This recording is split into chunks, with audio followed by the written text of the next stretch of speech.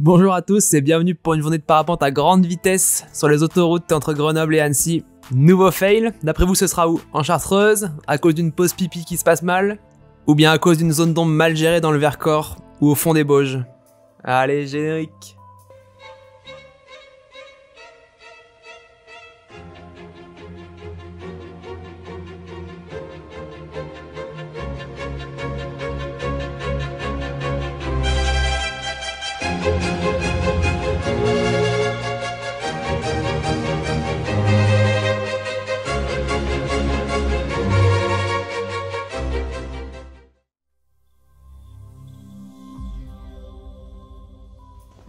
Quel plaisir de décoller après une petite heure de rando comme ça.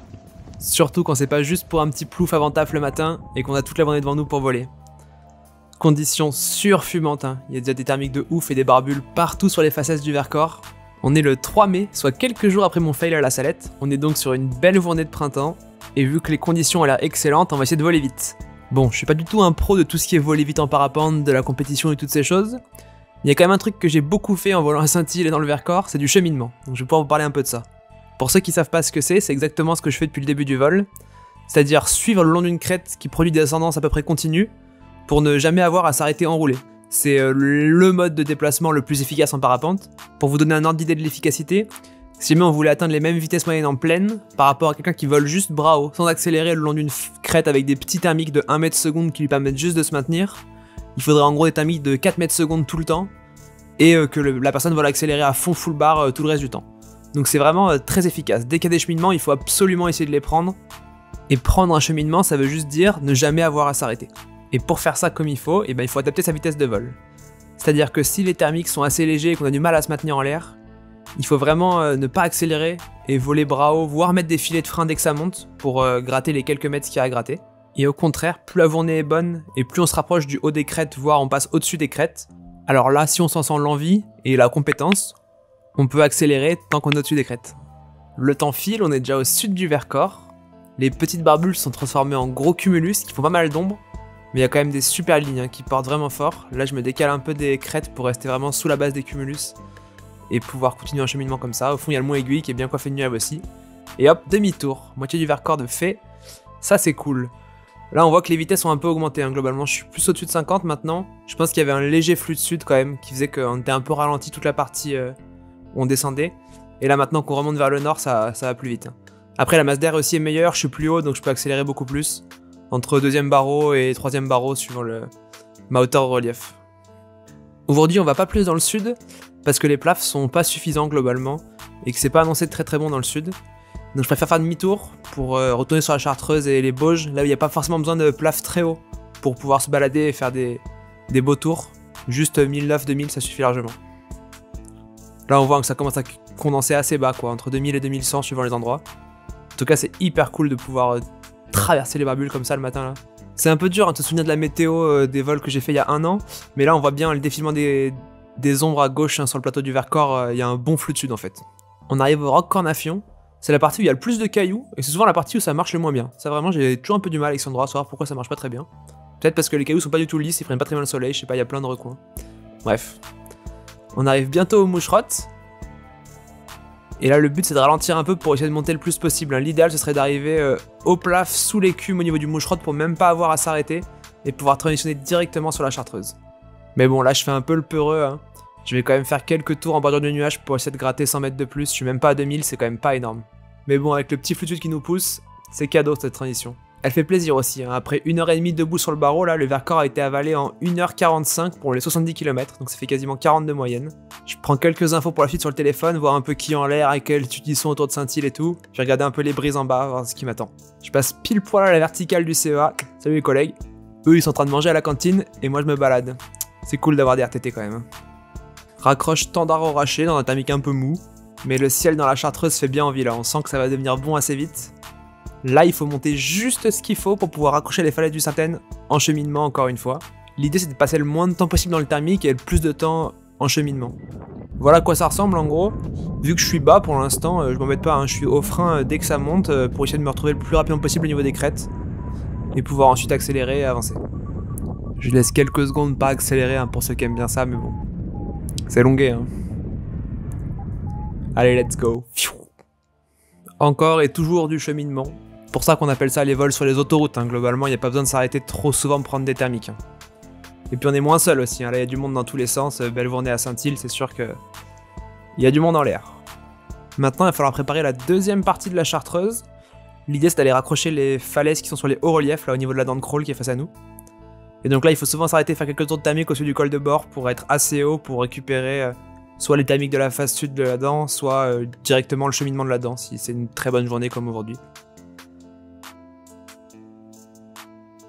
Là, je suis même pas au niveau des falaises au tout début. Du coup, c'est quand même un peu limite. Et donc, je prends quelques minutes pour faire l'effort d'arriver au moins au pied des falaises. Là où le cheminement se met bien en place. On voit qu'il y a quand même beaucoup d'ombre. Hein. J'ai beau voler doucement, donc 35 km/h, ça veut dire que je suis pas accéléré. Et ben, j'ai du mal à raccrocher le haut des falaises et à vraiment être bien. Ça prend un peu de temps. Mais à la toute fin, ça paye et voilà, j'arrive à être pile poil sous les nuages. Parfaitement placé. Donc là, chaque tour de thermique que j'aurais fait en plus au début, ça aurait vraiment été du temps perdu parce qu'en fait, sans s'arrêter, il y avait quand même moyen d'arriver au niveau des crêtes. Ça a beau être une bonne journée, hein, on l'a vu dans le Vercors, globalement, la masse d'air, elle est un peu trop humide quand même, c'est dommage. Hein. Les plafonds, ils sont bas et puis ça crée beaucoup d'ombre. Donc ça pourrait être encore mieux comme journée, mais bon, on va pas commencer à se plaindre. Hein. Mais si vraiment fallait se plaindre un peu, là, on voit quand même que depuis tout à l'heure, je vais assez doucement, là, je suis entre 25 et 30. J'ai un peu l'impression de taper dans une brise et de pas réussir à avancer. Heureusement, pendant la transition entre la Chartreuse et les Bauges, je suis mieux placé par rapport au vent et au deuxième barreau, je suis vers 50 km/h. Petite pause pipi, encore une fois, hein, c'est les seuls moments où on peut vraiment se reposer, donc faut en profiter. Et là, on arrive à la Savoyarde pour la raccroche des Bauges. Je suis pas parti très haut du granier, hein, donc j'arrive assez bas. Surtout que ça a pas très bien plané, hein. J'avais le vario vers -2 tout le long, pas extraordinaire. Là, on se rend compte très clairement d'où vient la brise, hein, donc vient bien de Chambéry, c'est nord-ouest. Mais il est un peu tôt dans la journée, elle est pas encore très forte, et donc elle est pas assez forte pour nous faire tenir en soaring sur l'épaule. Donc il faut absolument trouver des thermiques qui eux sont quand même décalés par le vent qui est de 15-20 km/h. En s'accrochant un peu dans les thermiques, on arrive à remonter au niveau de la crête, mais il faut faire un petit effort et aller plus haut pour aller sur la montagne suivante et rentrer vraiment dans le cœur des Bauges. Quand j'avance, je me fais descendre, du coup je reviens un peu en arrière pour essayer de retrouver le thermique que j'avais. Et plutôt que de me refaire descendre, je préfère faire un tout droit directement sur la montagne suivante, quitte à passer un peu souvent la brise et à se faire enterrer. Là-bas, ça raccroche très bien en dynamique, sauf que quand on est par terre, ça raccroche plus. Et en fait, je me fais poser en 2 allers-retours. Boum, fin du vol. Bien sûr, on regardera à la fin de la vidéo pourquoi ça loupait, comment il faudrait faire pour pas que ça loupe et se passe à l'eau en général. Mais bon, là il est 14 h, vous êtes dans un bled paumé au milieu des Bauges, qu'est-ce que vous faites? Soit vous rentrez en stop globalement, soit vous avez du matos léger de marché-vol, et l'idée c'est de remonter au sommet le plus proche pour redécoller et rentrer en volant, c'est quand même bien plus chouette. Donc là j'ai voulu remonter sur l'épaule du pic de la Sauge pour décoller dans les champs qu'on voit ici, mais ils étaient vraiment raides et la brise était hyper forte et je savais pas trop comment accéder, il y avait un peu des falaises entre les deux, bref. Et j'ai continué la rando jusqu'au pic de la Sauge. Le matos de marché-vol, je trouve c'est hyper intéressant pour ça, quoi. Ça évite la frustration en cross. Quand on est posé, c'est pas un échec et la journée elle est pas finie, quoi. C'est juste une autre étape dans la journée. Maintenant, il faut retrouver vite un décollage, quel est le droit le plus optimal pour redécoller et pouvoir aller là où on veut ensuite. Je trouve ça vraiment chouette. Bon, la brise est toujours aussi et encore plus forte que tout à l'heure. Hein. Il est 16 h 30 passé. Je me fais soulever à la verticale. Il doit y avoir un bon 25-30. Au début, ça bute un peu et puis une fois qu'on est en l'air, ça va mieux. Et en se concentrant, on finit par trouver des bons thermiques pour s'extraire. Bon, ça m'aura pris 2 heures la raccroche. Du coup, on a le temps de monter à pied. Mais bon, voilà, c'est fait, je suis dans les Bauges, il est pas si tard que ça, hein, il est 16 h, le ciel est toujours magnifique. Et je veux pas rentrer tout de suite, hein, je vais quand même pousser un peu plus au nord, histoire de continuer la balade. Là-bas, les cumes sont énormes, et moi je galère dans des thermiques tout petits, là, donc ça me saoule un peu. Et j'avance vers là-bas où la masse d'air a l'air bien meilleure. Je croise quelques ailes en chemin.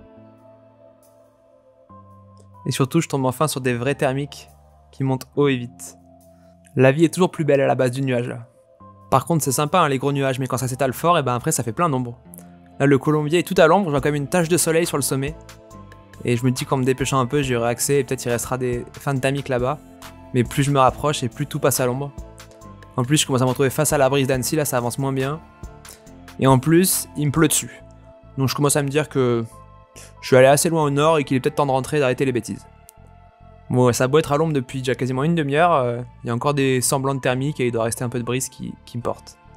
Il continue à pleuvoir, hein, donc c'est quand même des nuages qui se sont un peu étalés verticalement. Rien de critique, mais voilà, l'été se rapproche. Voilà, de retour au pic de la Sauge.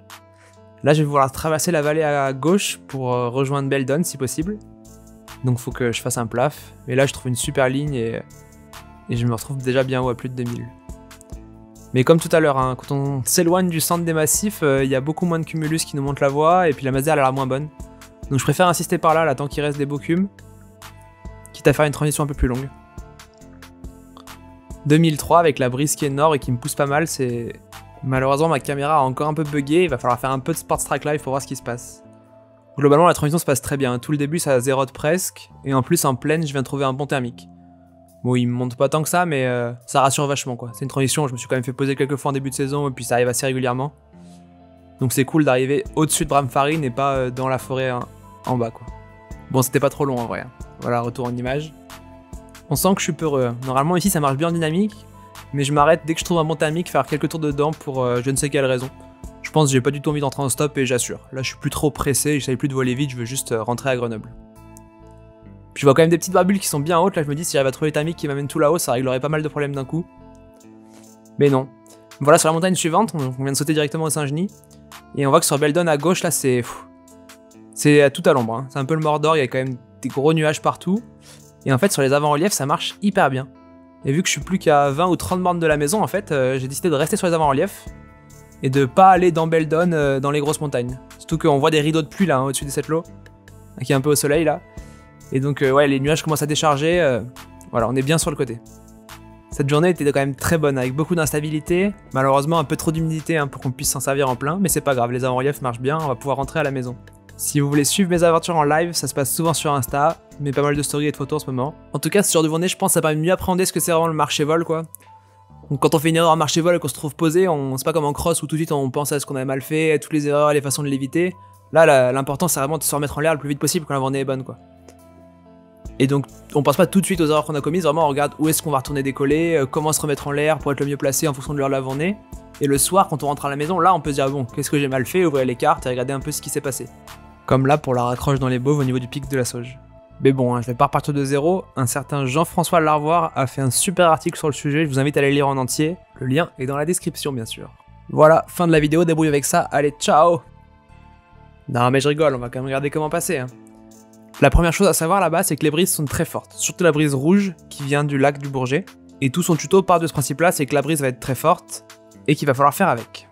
La théorie veut qu'on fasse globalement une laisse de chien assez grande pour arriver sur les flèches jaunes et oranges, et ainsi pouvoir remonter en dynamique sur l'épaule, voire en trouvant quelques thermiques s'il y en a. Et ensuite, une fois qu'on a réussi à remonter au niveau du sommet de la crête, là il y a deux façons de passer. Une première qui est de forcer un peu face à la brise pour prendre des thermiques qui se font fortement décaler vers le sud, un peu ce que j'ai fait au final en rouge, et une fois qu'on est assez haut, et on prend vite sur la montagne suivante. Soit une façon plus élégante et plus efficace en dynamique, où juste avec la brise au final en faisant du soaring et en avançant un peu face à la brise quand ça porte bien, on peut réussir à rejoindre le pic de la Sauge sans monter forcément beaucoup plus haut que la crête. En fonction des jours, ça m'est déjà arrivé de passer de chacune des deux façons, lui donne des exemples de traces, soit en prenant un thermique qui décale, soit en forçant un peu face à la brise en soaring tout le long. Et si maintenant on regarde ce que moi j'ai fait et ce qui m'est arrivé, donc déjà au tout début on voit que j'ai du mal à raccrocher, je gagne 40 mètres et je les repère aussitôt, donc il y a vraiment en bas du moins pas d'appui sur l'épaule et c'est vraiment compliqué. Heureusement je finis par trouver un vrai thermique qui me remonte au niveau de la crête à 1003. Et ensuite quand j'avance la première fois face à la brise pour aller au vent de la crête et récupérer l'appui dynamique, je trouve rien et ça fait que descendre. Et du coup je me dis qu'aujourd'hui en bas j'avais pas d'appui dynamique, en haut j'en ai pas l'impression d'en avoir non plus, même si bon quand on regarde la carte j'ai peut-être fait une erreur en n'allant pas assez loin face à la brise, mais je pense que c'est juste qu'il est trop tôt, il est que 13h30 et qu'à cette heure-ci ça marche pas encore très bien l'histoire de l'appui dynamique. Et donc il faudrait vraiment que je me trouve un thermique qui monte plus haut pour aller directement au pic de la Sauge, mais mon thermique me lâche quand je suis bien trop bas. Et donc là j'aurais juste dû pas partir et continuer à chercher un thermique là, ou alors dès le début faire une autre option, qui est une option très déconseillée, mais qu'au final j'ai refait sur tous les vols suivants, qui est d'aller en face est. Ça a un vrai intérêt quand on arrive un peu trop tôt, plutôt que de galérer sur ces faces ouest-nord-ouest, et ça permet de passer beaucoup plus vite par Mont-Lambert. Par contre, je le déconseillerais à tout le monde globalement, c'est immonde, il est complètement sous le vent de la brise, et voilà, des conditions qui je pense n'ont aucun intérêt si vous voulez pas faire un triangle d'au moins 280 km quoi. Si le but c'est juste de faire un aller-retour sympa, vraiment partez un peu plus tard, chiller au granier, je sais pas, mais aller au face ouest au vent de la brise quoi, allez pas au foot sous le vent, ça a vraiment très peu d'intérêt à part celui de permettre de raccrocher comme il faut à une heure un peu trop tôt quand on a volé très vite du Vercors. Si ça vous a plu et que vous voulez pas louper les prochaines vidéos, abonnez-vous, moi ça me fait plaisir, ça soutient la chaîne. Même si bon, en ce moment, c'est surtout la météo hein, qui me motive plus que les abonnements, hein, on va pas se mentir. Vivement que les beaux jours arrivent, en tout cas moi j'ai hâte. Allez, sur ce, je vous dis ciao!